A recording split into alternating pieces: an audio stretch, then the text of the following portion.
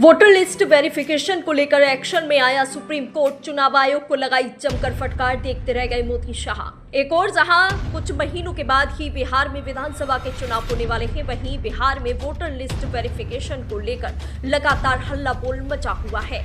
इसको लेकर कांग्रेस के नेता और नेता प्रतिपक्ष राहुल गांधी के समर्थन में कई राजनीतिक दलों के नेताओं ने चक्का जाम किया और चुनाव आयोग से सवाल पूछा कि आखिरकार चुनाव से पहले ही बिहार में वोटर लिस्ट वेरिफिकेशन क्यों किया जा रहा है।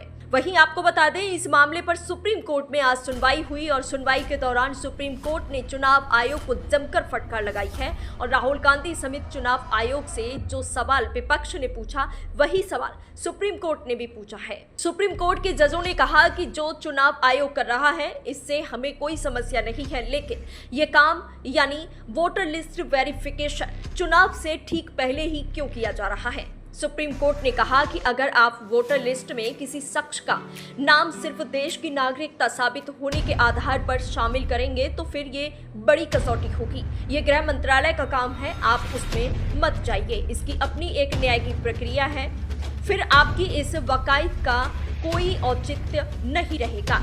इसी के साथ ही सुप्रीम कोर्ट ने आगे कहा कि आपको अगर ये करना है तो फिर इतनी देरी से क्यों? ये चुनाव से ठीक पहले ही नहीं होना चाहिए।